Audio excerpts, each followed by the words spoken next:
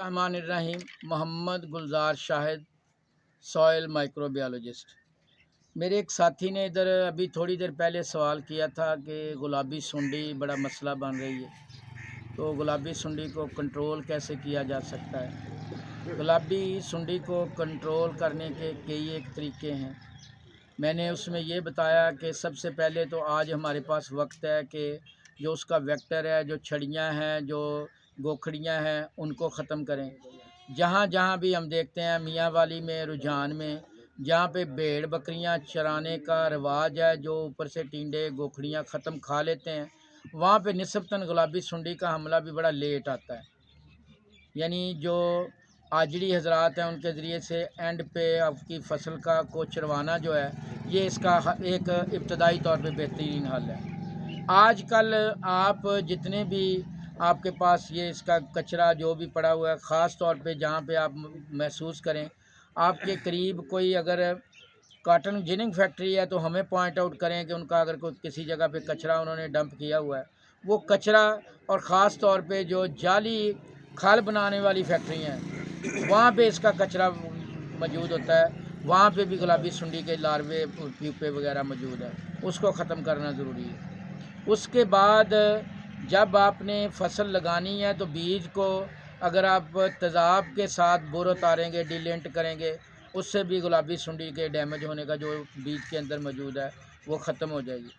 आगाज़ में जब आप फूल पे आपकी फसल आती है, जो मदानी नमा फूल हैं, उनको तरजीहन आप बच्चों से चुनवा के उसको ज़ाया कर दें, ये भी गुलाबी सुंडी को कंट्रोल करने का एक बेहतरीन तरीका है।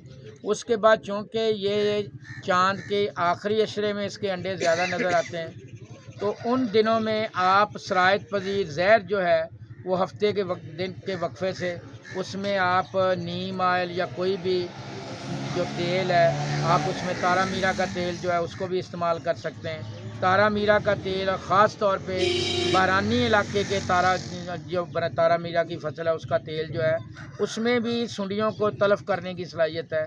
उसको भी आप जो भी जहर है उसके साथ मिला के आप स्प्रे कर सकते हैं। इसके अलावा उसके आप जो तारे हैं, जो पीबी रोप्स जिसको हम कहते हैं, वो लगा सकते हैं। बुनियादी तौर पे जितने भी ये कीड़े हैं, इनकी मादा ताकतवर होती है, नर कमज़ोर होता है। जब मादा ने नर के साथ जिनसी मिलाप करना होता है, तब वो नर को करीब आने देती है। वो अपने जिस्म से एक मखसूस खुशबू निकालती है, नर उससे मिलाप करता है, फिर उससे अंडे देती है मादा और सुंडियाँ निकलती हैं। तो साइंस ने जिद्दत ये साइंस लाई है कि जो हार्मोन, जो खुशबू मादा अपने जिस्म से छोड़ती है, जिसको हम अपनी ज़बान में 7-11 हेक्सा डेका डाई एनाइल एसीटेट कहते हैं, ये जो है जो रस्सियाँ होती हैं, पीबी रोप्स होती हैं, उनमें ये आम तौर पे मादा से निकलने वाली खुशबू से 3 से 4 हज़ार गुना जो है वो ज़्यादा होती है ये खुशबू। आप जब वो रस्सियाँ लगाएंगे और ख़ास तौर पे आपकी जो बाउंड्रीज़ है बाहर हैं, वो रस्सियाँ लगा दें ताकि जो नर परवाने हैं वो मादा की बजाय इन तारों के गिर्द ही घूमते रहें, मादा से मिलाप ना करें। अब जब मादा से मिलाप नहीं करेंगे, मादा जो अंडे देगी तो उससे सुंडियाँ नहीं निकलेंगी, उससे आपका जो नुकसान वाला अमल है वो कम हो जाएगा। इसके साथ साथ आप ये भी करें कि जो भी आपकी कपास है, ख़ास तौर पे जो आखिरी चुनाई के करीब कपास होती है, उस कपास को कोशिश करें कि आप बजाय इसके कि अपने इस्तेमाल में ले आएँ, फैक्ट्रियों में भेजें, क्योंकि फैक्ट्रियों में भेजेंगे वहाँ तो पड़ी रहेगी। अपने इस्तेमाल में लाएँ, लाने के बाद उस कपास का जो बनौला है, उस बनौले को आप बतौर खाद या जानवरों की खुराक के तौर पे, खली वगैरह के तौर पे उसको घर में इस्तेमाल कर लें, ताकि उसमें जो मौजूद कीड़ा है उसको आप तलफ़ कर सकें।